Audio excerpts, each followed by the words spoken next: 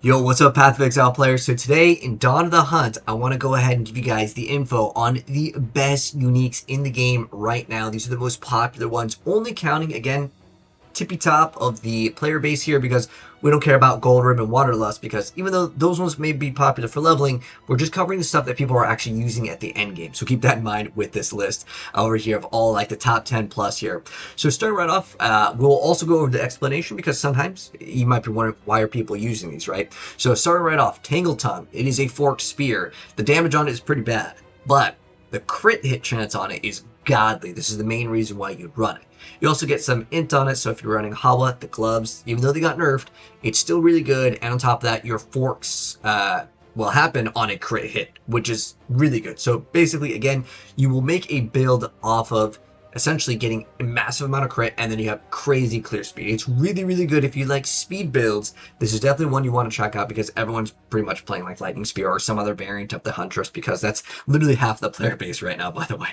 Half the player base.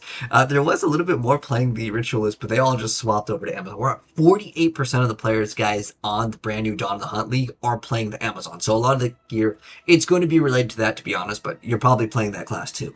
This one is pretty insane. This is called Lycoside. It's a tower shield, and the block chance is actually pretty good, surprisingly. It says that you also get increased armor on it, but the main stat we're here for is accuracy rating is doubled. Why is that important? Well, accuracy is basically converted into critical strike chance, and then blocking damage poisons the enemy doesn't really matter. It's pretty much just accuracy is doubled. That's the only line on this thing that matters, but it's still like, it's got really good base block chance, which is quite nice. Next up, I was actually kind of surprised by this one.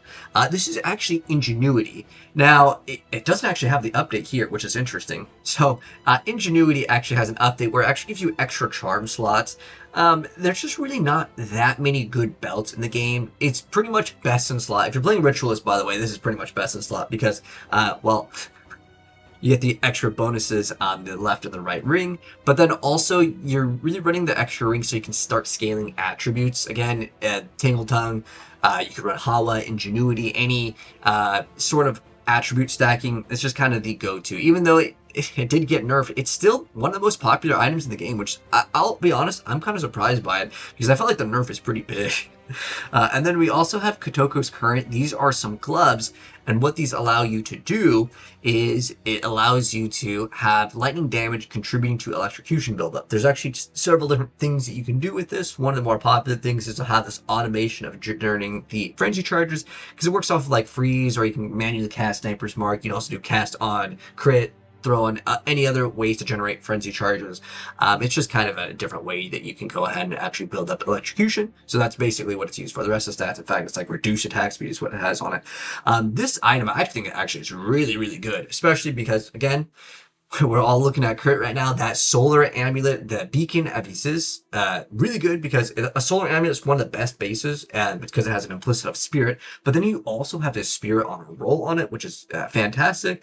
Light radius, as kind of memes. But the thing that actually makes this all good is critical hits ignore enemy monster elemental resistances, so you can forgo any penetration on your build unless you want to run the negative pen. There's like actually a pair of gloves that can give you into the negative. If you get more penetration, you can go into negatives of like 50, but you still have to scale it. This is just like a one item thing, and the amulet's not that bad on its own. Again, it's giving you potentially 50 plus spirit.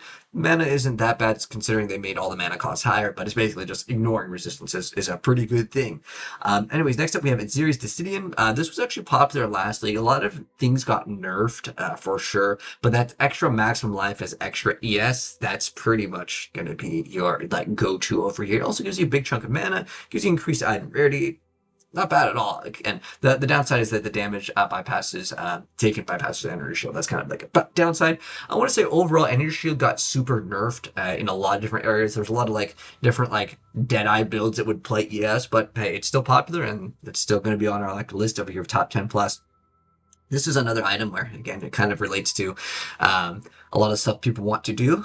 Gain Tailwind on crit no more than once per second. There's a kind of a downside that you do lose all Tailwind when hit, which does kind of suck. You also get increased rarity, though.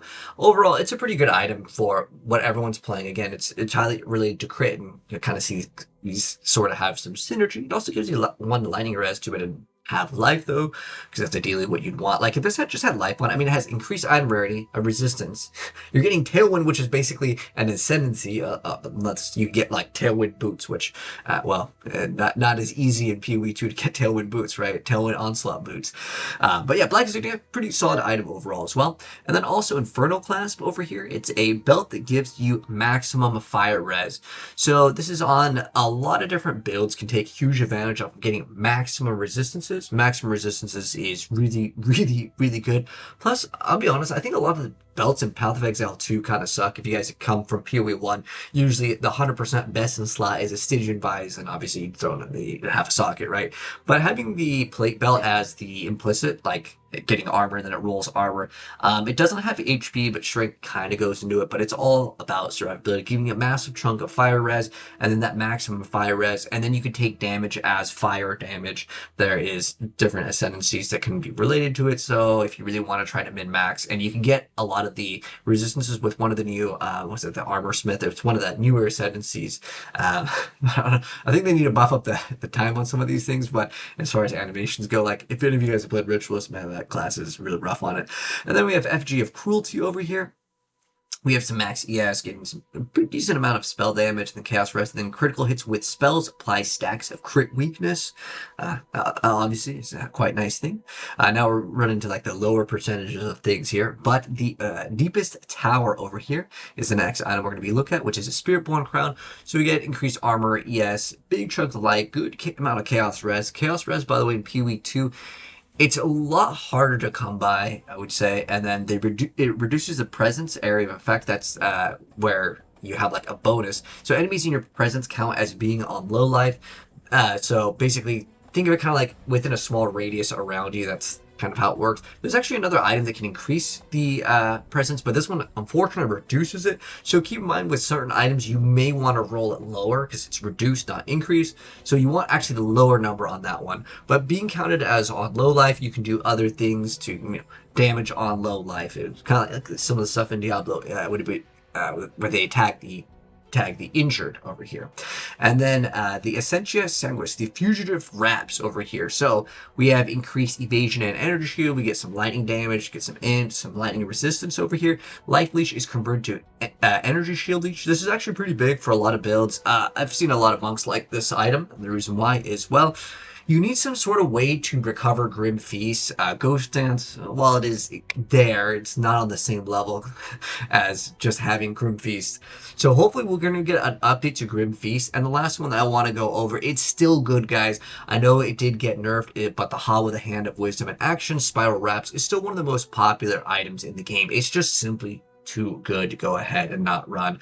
But there it is, guys. These are kind of like the top 10 plus that I really felt like that were really good to mention, just because I think having the knowledge is always key. That way, if you get some of these to drop, well, you know you've got something potentially in the best in slot for maybe your build or someone else's, so you go ahead and trade certain items now. Anyways, let's go wrap up the video. If you guys enjoyed it, drop a like on. If you're new here, hit subscribe to the bell if you guys want to see more videos, and I'll catch you exiles in the next video. Peace out.